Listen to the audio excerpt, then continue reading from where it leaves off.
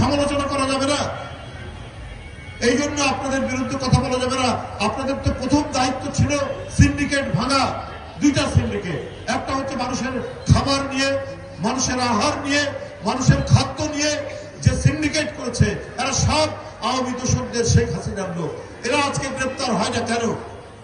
আজকে এদের কারণেই আপনার নিত্য প্রয়োজনীয় জিনিস, আর রোজার মাসে মানুষ একটু ভিন্ন ধরনের খাবার খায়, আপনার পেঁয়াজি খায়, পেঁয়াজ দরকার, কাঁচামরিচ দরকার, বুটের ডাল দরকার।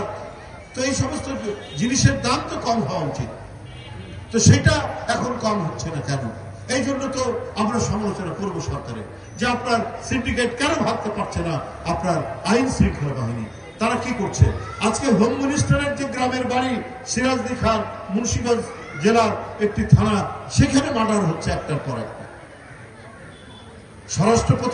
স্বরাষ্ট্র উপদেষ্টা ভদ্রলোক মানুষ, ভালো মানুষ, সৎ মানুষ, সবই ঠিক আছে, কিন্তু উনার যে পুলিশ, উনার যে আইন শৃঙ্খলা বাহিনী, তারা ঠিক মতো কাজ করছে না। ওই দোসরদের কাছে তো টাকা আছে, আওয়ামী লীগের যারা লোকরা, তারা সমাজের মধ্যে অশান্তি, স্থিতিশীলতা এটা বিনষ্ট করার জন্য নানাভাবে কাজ করবে। এই যে আমিনুল বলেছে মব কালচার, মব জাস্টিস, কেন? আজকে যদি আইনের শাসন নিশ্চিত থাকতো, তাহলে কে চোর কে ডাকাত এটা তো নির্ভর করবে আইনি প্রক্রিয়া। এর জন্য তো আছে আদালত, পুলিশ গ্রেপ্তার করবে, আদালত বিচার করবে। মানুষ তো নিজের হাতে আইন নেবে কেন? যদি আইনের শাসন কায়েম করা যেত, তাহলে এই মব জাস্টিস, এই মব কালচারের তৈরি হতো না। আজকে গ্রামের মধ্যে, গতকালই তো ঘটনা, গত পরশু দিন গ্রামের মধ্যে মসজিদের মাইকে আজান দিয়ে বলেছে ডাকাত করেছে, চারিদিক থেকে গ্রামবাসী ছুটে এসে কয়েকজন লোক মারা গেছে। এটা তো একটা ভয়ঙ্কর দৃষ্টান্ত, একটা ভয়ঙ্কর পরিবেশ তৈরি হচ্ছে। এইটা তো সরকারের দেখা উচিত। এই সরকার শুধুমাত্র ভেতর থেকে কয়েকজন উপদেষ্টা, তারা শুধু শুধু এমন পরামর্শ দেন, কি পরামর্শ দেন ডক্টর ইউনূস সাহেবকে আমরা জানি না। ডক্টর ইউনূস সাহেবকে ভালো পরামর্শ দিলে পরে আজকে পুলিশের যে কর্তৃত্ব, তারা ফিল্ড লেভেলে কেন তারা সেটা প্রয়োগ করতে পারছে না? কেন চুরি ডাকাতি বাড়ছে? কেন ছিনতাই বাড়ছে? কেন হত্যা হচ্ছে, রক্ত ঝরছে? বহুদিন বলার পর মাস বলেছেন ডিসেম্বর, কিন্তু সরকার তো তারিখও বলতে পারে যে অত তারিখ বা অত তারিখের মধ্যে। কেন বলেন? কিসের ভয়? সংস্কার করবেন, সংস্কার তো চলমান প্রক্রিয়া। আপনারা একটা আইডিয়া, সংস্কারগুলো আইনে পরিণত করবে কে? নির্বাচিত পার্লামেন্ট। ওটা যদি আইন করতে হয়, ওটা যদি সংবিধানে সন্নিবেশিত করতে হয়, তাহলে তো এটা করবে একটা নির্বাচিত পার্লামেন্ট। তাই সবার আগে আপনার জাতীয় সংসদ নির্বাচন হতে হবে। আগে জনগণের ক্ষমতা জনগণকে ফেরত দেয়, তারপরে না সবকিছু। এই জন্যই আপনাদেরকে একটা ব্যাপক আন্দোলনের মধ্যে দিয়ে, রক্তক্ষয়ী আন্দোলনের মধ্যে দিয়ে ডক্টর ইউনূস সাহেবের মতো একজন আন্তর্জাতিক সম্মানিত মানুষ আজকে সরকার প্রধান হয়েছে। তার কাছ থেকে মানুষ সবসময় ইতিবাচক সমস্ত কিছু আশা করবে। আমার মনে হয় যে অন্তর্বর্তীকালীন সরকারের ভিতরেও কিছু বিএনপি বিদ্বেষী উপদেষ্টা রয়েছে। বিএনপির কারো নাম বা বিএনপি যদি কারো জন্য সুপারিশ করে, তাহলে ওনারা খুব বিব্রত এবং ঈর্ষান্বিত হন। ঈর্ষান্বিত হয়ে সেটাকে তারা বাইপাস করার চেষ্টা করে। বিএনপি গণতন্ত্র 16 বছর ধরে এমন লড়াই করেছে, তাদের এমপি, তাদের ছাত্র, তাদের যুবক, এরা নিরুদ্দেশ হয়ে গেছে। শত শত নেতা কর্মী গুম হয়ে গেছে।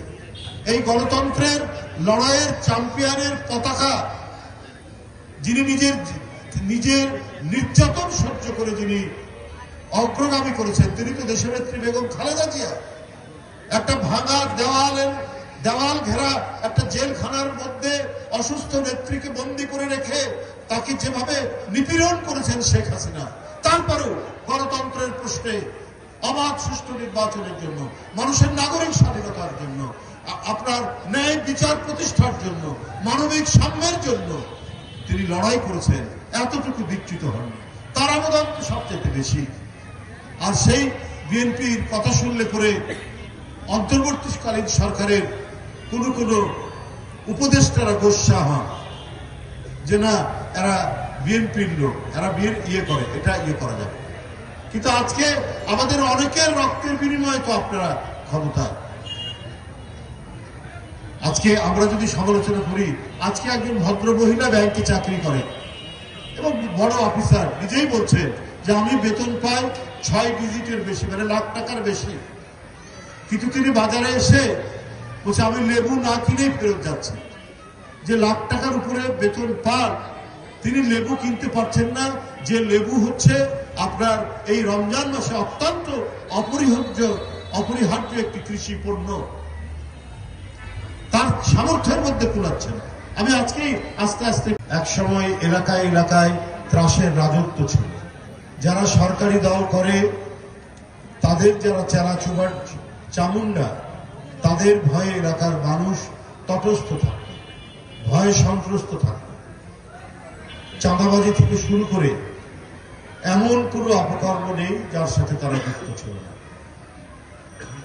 আমাদের নেতা তারেক রহমান শক্ত হাতে এই চাঁদাবাজির বিরুদ্ধে অবস্থান নিয়েছে। আপনারা দেখেছেন বিএনপির নামেও যদি কেউ কিছু করে কোনো দেরি নেই, তাদেরকে দল থেকে বহিষ্কার করা হয়েছে, দল থেকে তাদের পদ স্থগিত করা হয়েছে, তাদেরকে কারাদণ্ডের নোটিশ দেওয়া হচ্ছে। সকল ধরনের শাস্তি দিয়ে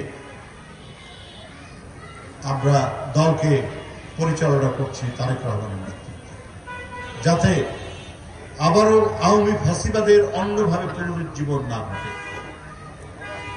যে দল গঠন করেছেন স্বাধীনতার মহান ঘোষক শহীদ রাষ্ট্রপতি জিয়াউর রহমান,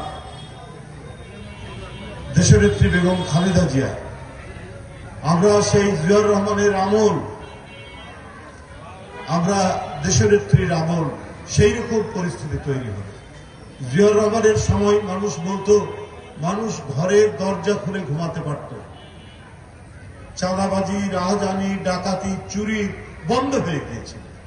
এই কারণেই জিয়াউর রহমান আজ জনপ্রিয়। আজও অনেক কারণে, অনেক দিক থেকে দেশের অর্থনীতি, দেশকে স্বনির্ভর করা, খাল কাটা, খাদ্য উৎপাদন করা, অনেক পদক্ষেপ ওই অল্প সময়ের মধ্যে। মানুষের জন্য কল্যাণের কাজ করলে, মানুষের জন্য ভালো কাজ করলে বেশি সময় লাগে না। দিল্লির সুলতান শেরশাহ মাত্র 3.5 বছর ক্ষমতায় ছিলেন। এর মধ্যে একেবারে বাংলাদেশ থেকে পেশোয়ার পর্যন্ত গ্র্যান্ড ট্র্যাঙ্ক রোড তিনি তৈরি করেছিলেন, রাস্তার দুই ধারে গাছ লাগিয়েছিলেন, সরাইখানা করেছিলেন, আপনার ডাক সিস্টেম, পোস্টাল সিস্টেম ডেভেলপ করেছিলেন মাত্র 3.5 বছরে। অনেক বাদশা 50 বছর ছিল, কিন্তু এই 3.5 বছরের শেরশাহ যা করেছেন দিল্লির সুলতান, অনেকে 50 বছর থেকেও সেটা করেননি। জিয়াউর রহমান তার ওই অল্প সময়ের মধ্যে এত কিছু করেছেন বলেও আজকে বিএনপি জনপ্রিয়, আজকে বিএনপি মানুষের কাছে সমাদৃত এবং মানুষের কথা বলা, নির্ভয়ে মানুষের হাঁটাচলা করা, যেটা বারবার পলাতক প্রধানমন্ত্রী এবং তার বাবার আমলে আপনারা সবাই দেখেছেন, যাদের বয়স 65 থেকে 70, তারাও জানেন যে 72 থেকে 75-এর